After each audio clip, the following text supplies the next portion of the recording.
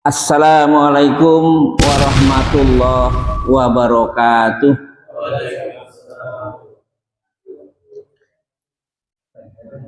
Alhamdulillahirabbil alamin.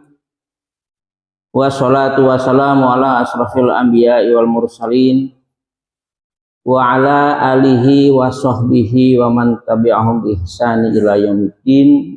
Amma ba'd. Qala Allah Ta'ala fi kitabihil karim, a'udzu billahi minasyaitonir rajim. Ya ayuhan nasu ubudu rabbakumul ladzi khalaqakum walladzina min qablikum la'allakum tattaqun. Ada seorang sahabat bertanya kepada Rasul, "Ya Rasul, saya ingin bertanya, tapi malu. Kalau saya bertanya malah jadi malu saya kepada Allah."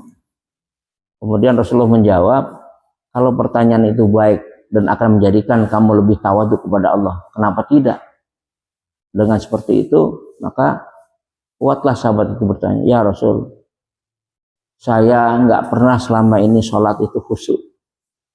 Dari mulai takbiratul ihram sampai salam, pasti di saat-saat tertentu saya pikirannya terbawa kemana-mana. Kadang saya kembali lagi, kadang tergoda lagi." Kemudian Rasulullah pun sejenak terdiam untuk menjawab pertanyaan ini. Jawaban Rasulullah sederhana, bahwa setan tidak akan pernah diam, setan tidak akan pernah ridho kalau ada hamba Allah yang selalu taat atas perintah Allah. Jadi sampai kapanpun, dimanapun, dan dengan kondisi apapun, setan selalu akan menggelincirkan hati manusia untuk lepas dari tali Allah. Tapi Allah dengan kasih sayangnya, dengan perjuangan hati kita mengembalikan kondisi yang sudah tergoda setan, pada saat kembali Allah akan menjemput kita dengan kepasrahan dan aslam kita kepada Allah. Sebagaimana seorang anak balita yang berjalan, yang kadang-kadang jatuh, kadang-kadang berdiri. Gak mungkin seorang ibu dengan jatuhnya anak itu kemudian langsung disuruh pergi, gak mungkin. Pasti anak itu berusaha untuk bangun, dan ibunya pun akan berusaha menolong daripada anak itu yang akan belajar berjalan. Begitu juga Allah. Pada saat Anda tergoda dan Anda selalu berjuang di dalam mengembalikan kondisi hati yang selalu berjalan di jalan Allah, maka Allah pada saat itulah menjemput kalian dengan kasih sayang. Dan memang setan tidak akan pernah diam dengan kondisi manusia yang selalu sami'na wa ata'na.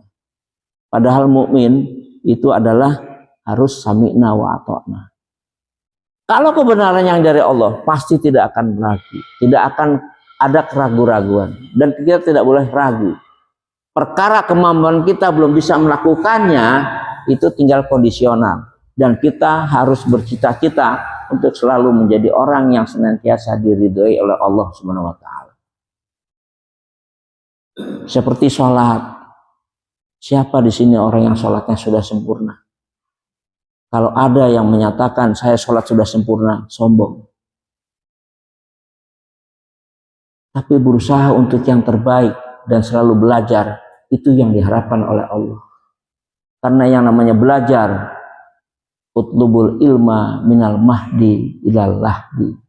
Menuntut ilmu itu adalah dari mulai buayan, dari mulai anak-anak sampai kita meninggal baru selesai semua pekerjaan itu. Fa idza faragta fansab wa ila rabbika farghab.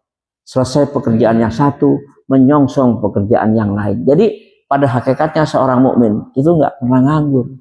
Perkara ada istilah pensiun itu kan aturan dunia. Nggak mungkinlah orang lewat penghutang suruh kerja dengan kondisi seperti itu. Kita beralih dengan pekerjaan yang lain, tentunya yang lebih bermanfaat. Waktu, mau orang yang masih aktif, mau yang sudah tidak aktif, purna tugas, atau apalah namanya manusia, bisnismenkah dia, itu nggak kurang dan nggak lebih 24 jam Allah menyediakan waktu buat manusia. Dan pada saat kita hidup di dunia, kalau nggak hidup ya mati. Cuman kita berharap mudah-mudahan hidup kita selalu ada di jalan Allah, mati pun kita dalam tawakal kepada Allah. Itu yang kita harapkan. Mudah-mudahan dengan kita membiasakan sesuatu yang baik, apakah perkataan kita, apakah perilaku kita, apakah ibadah kita, apakah kita di dalam bersosialita di media sosial selalu baik, menjaga diri, insya Allah itu menjadikan kebiasaan, dan kebiasaan itu akan menjadikan dasar kita untuk husnul khotimah, karena kebiasaan kita adalah yang baik. Jadi jangan sampai 1 detik pun, 1 menit pun kebiasaan yang baik itu terkotori dengan maksiat-maksiat yang kita khawatir dengan 1 menit kita lengah, disitulah mati kita. Nauzubillah min. Ya, itulah husnul khotimah. Maka dengan kita thalabul ilmi dalam 1 bulan kemarin di bulan Ramadan, mudah-mudahan paling tidak sedikit mewarnai ibadah kita. Sholat berjamaah yang softnya tadi jarang-jarang sudah menjadi rapat. Itu salah satu kualitas. Sholat berjamaah yang tadinya mungkin aras-arasan menjadi rajin, itu juga berkualitas. Walaupun terkadang manusia dengan kondisionalnya mungkin ada telat, ada keperluan yang lain. Tapi bagaimana kita bisa memilah untuk selalu yang terbaik yang kita harus lakukan di mata Allah, bukan di mata manusia.